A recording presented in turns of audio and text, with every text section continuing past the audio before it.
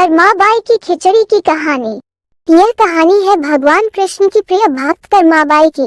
कर्माबाई बचपन से ही अपने पिता जीवनराम को कृष्ण भगवान की पूजा करते हुए देखती थी। वो कभी भी कृष्ण भगवान भोग लगाए बिना भोजन ग्रहण नहीं करते थे। जब कर्माबाई 13 साल की थी, तब एक दिन जीवनराम को तीर्थ पुष्कर स्नान के लिए जाने की इच्छा हुई।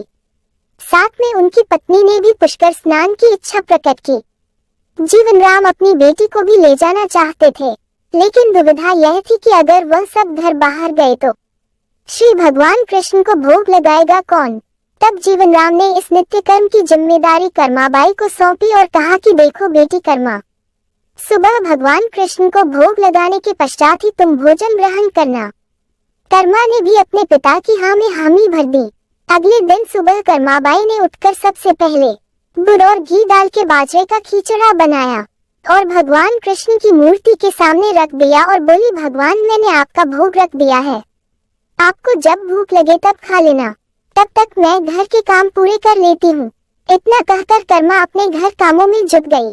काम करते करते बीच बीच में आकार देखने पर जब कर्मा को ज्ञात हुआ कि भगवान ने अभी तक खिचड़ा नहीं खाया है, तब उसे संदेह हुआ कि शायद खिचड़ी में घी और गुड़ कम है, इसलिए भगवान कृष्ण भोजन ग्रहण नहीं कर रहे हैं। तभी कर्माबाई ने खिचड़ा में थोड़ा गुड़ और घी मिलाया और मूर्ति के सामने बैठ गई। वह बोली, भगवान मेरे पिताजी जब खिलाते हैं तब तो आप खा लेते हो, तो अब क्यों नहीं खा रहे? और अभी तो पिताजी बाहर गए हैं, उन्हें आने में बहुत दिन लगेंगे, तब तक आपको भोग लगाने की जिम्मेदारी मुझे दी गई है, इसलिए जब तक आप भोजन नहीं खाएंगे मैं भी कुछ नहीं खाऊंगी। इस तरह जिद पर अटी नन्ही कर्मा की प्यारी बातों से कृष्ण भगवान का सिंहासन डोल गया और फिर मूर्ति में से आवाज आई, बेटी कर्मा तुमने पर्दा तो किया ही नहीं, तो मैं भोजन कैसे ग्रहण करूं? तब कर्माबाई ने मूर्ति के आगे अपनी चुनरी का पर्दा किया और कुछ ही समय में कृष्ण मूर्ति के सामने रखी खिचड़ी की थाली खाली हो गई। अब कर्मा रोज सुबह सबसे पहले कृष्णा को बाजरे का खिचड़ा खिलाती और बाद में खुद भोजन ग्रहण करती। कुछ दिनों बाद घर लौटने पर कर्मा के माँ बाप भी कृष्ण की लीला देखकर दंग रह गए। इस तरह कर्माबाई ईश्वर कृष्ण की निसीम भक्त बन गई। अपने जीवन के अंतिम दिनों में कर्माबाई भगवान जगन्नाथ की नगरी जगन्नाथपुरी में एक कुटिया में बस गई थी।